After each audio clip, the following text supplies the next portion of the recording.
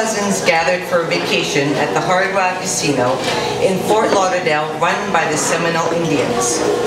We are your classic group of yellow versus brown mustard, but we all communicate in sarcasm and mockery, so we get along fabulously. We are sitting in the pool drinking mojitos like gin and mint will be banished from the planet Earth tomorrow, and my cousin Gina, Miss Goody Two-Shoes, who is the kind of person when you're being mischievous is following behind you going, "You're gonna get in trouble, you're gonna get in trouble," says, "Let's all get tattoos." Well, all of our heads whip around from that wild and crazy statement coming out of Miss Perfect Face over there. With the prospect of seeing Gina doing something degenerate, we all stand up and say, "Okay, let's go." We get at the pool and all put on our matching sarongs and head for the exit. We are just about to leave when one of the more brilliant adults says, "Hey, shouldn't we get the kids out of the pool?" We round up all the disbelieving children that Gina is getting a tattoo, and they are very aggravated that they have to leave the pool for something that is realistically never going to happen. As we are walking to the seedier part of the fancy casino resort, Cousin Rena announces that this is her treat with the $3,000 she won on the slot machines. Wow! We are all very excited that Cousin Gina says we should all get matching tattoos. Like a butterfly or a bunny.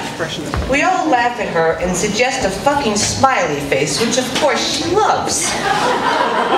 We pile into the tattoo parlor and they are blasting Sisters of Mercy Vision thing, and I'm like, this is going to be awesome. My sister Karen and my cousin Gina both look at me and say, "Do you think they could turn this music down a little bit? It gives me heart palpitations." So my glee is quickly squelched by their dorkiness, and I am hoping I do not have to call the paramedics anytime tonight. So we walk up to the counter and tell our tale of excitement to the counterman, who seriously doesn't give a fuck. He looks at all of us, gets on the phone, and calls in his staff. We decide on our tattoos, which is hilarious and taken very seriously as though we were picking out the artwork for the next Picasso exhibit at the Louvre. We go outside for a bit of air while waiting for the staff, and to our surprise, they are all outside the shop smoking a big doobie before going to work. Now, Miss Goody Two-Shoes approaches them in her perpetual mother voice and says, "How do you expect to do a good job if you're smoking the marijuana?" The metalhead pot-smoking tattoo artist smiles and slowly tells Gina the same way he does it every day. She is not amused. While I was outside with nervous Nellie, Cousin Rena, the buxomy blonde bombshell, my sister Karen, the movie star, my daughter Vivian, the Marilyn Monroe wannabe, and Gina's daughter Jillian, the runway model, are looking at the piercing counter and have decided to all get their belly buttons pierced, and how exciting it would be if we all did it together. Gina and I look at each other and both say, "No, have you seen my stomach?" I'm like, wait a minute, and I look at my hypochondriac sister and say, "You are doing this?" They don't care. They're young, taut, and beautifully half naked standing in a tattoo parlor, and they think they are seriously cool. Well, I'm thinking I do not even have to deal with this because there's no way they're going to allow a 13 and 14-year-old to get pierced. So I walk away. In a blink of an eye, Vivian is pulling me towards the counter to sign her consent form. I'm like, "What are you talking about? They're going to let you do this?" She squeals, "Yes." Now my mind is racing. Yeah, sure, whatever. It's fun. We're all crazy. She can always take it out. But of course, she's going to get an infection and end up in intensive care with the flesh-eating virus pus oozing out of her body. And better yet, the stupid fucking thing is going to get caught on her belt or something, rip a hole in her stomach, and off to the hospital we go. A gruesome image fills my mind. Of course I say, "Oh, how exciting! Did you pick out your charm?"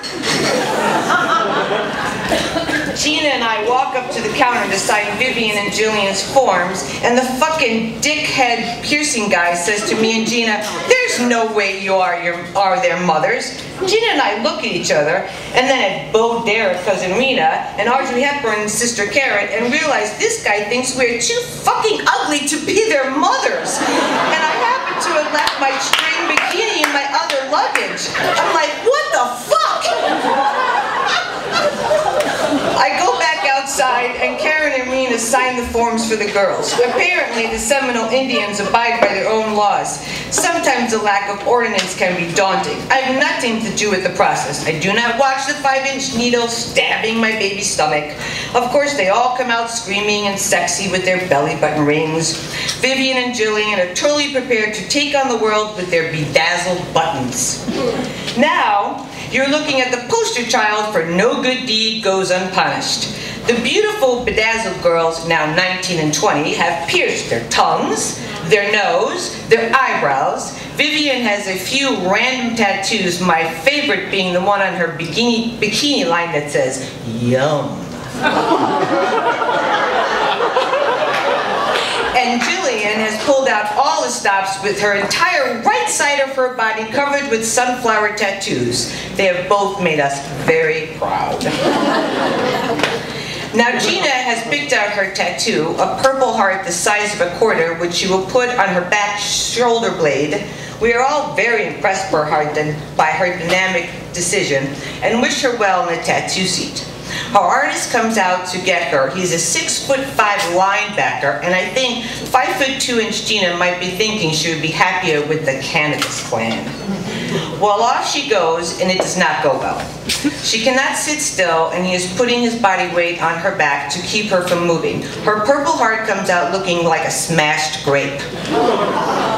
Of course, we all tell her, "It's fabulous." Hold on, I need to get a drink.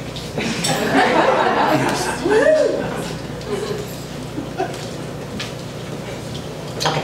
My sister Karen is up next for the tattoo. She's waiting in the torture chamber. She's decided on a decorative cross in her groinal area. I whisper in her ear that I do not think Jesus Christ intended for the cross to be nesting by her vagina. The drug token Hellraiser Extra tattoo artist observes that she's a bit furry in that area for a tattoo. Well, now that cleared that right up. He suggests that the base of her spinal cord right under her belly, her bikini bottoms, was a sexy place for her. Yikes. She asked my opinion on this monumentous decision, and I can't help myself by saying I do not think Jesus wanted the cross to be by any of her privates. She scowls at me and goes right ahead and puts Jesus' sacrifice on her ass. I do not know why she even fucking asked me. She lies on the table, the reefer pin face starts to ink her up, and 5 seconds later she's asking, "How does it look?" She continues every 5 seconds for 40 minutes. My eyes-on-wearing, plaid sporting sister now has a belly button piercing and a sacrilegious tramp stamp on her ass. What could be worse than a preppy who now thinks she's hip? I need a drink. It's break time for the artists. We don't want to overwork them. I leave and go to the bar to get a tumbler of Jaeger and a Guinness chaser, for I need to cover all the food groups with my booze consumption since I've been drinking mint roughage all day. It was time for some grains and spices. I head back and drink it with the ganja group. I then go in and get the first part of this heart tattoo and this wishbone tattoo to make up my cool for not getting a belly button ring. I get 2 tattoos, which of course in my book makes me super green. We leave the tattoo parlor and head to the bar to congratulate each other on the fucking stupid, dumb-ass things we did in one day. And now they're starting to think about the impulsive debauchery they just committed. Gina gets very upset by the fact she can no longer be buried in a Jewish cemetery with a tattoo. We all agree that God will think it's just a purple birthmark.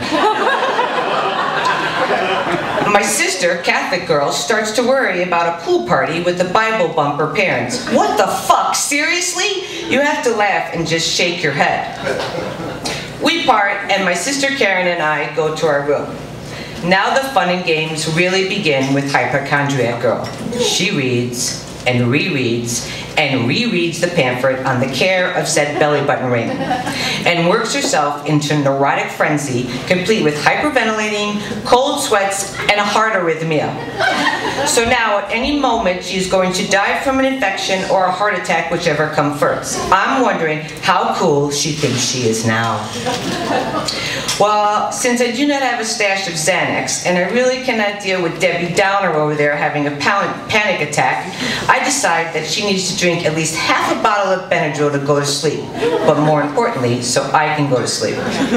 To my amazement, she agrees with me and chugs it down. She passes out. I say a prayer that Jesus isn't punishing her for that fucking tramp stamp, and that she doesn't die in her sleep because that would really suck. And I nod off. The end.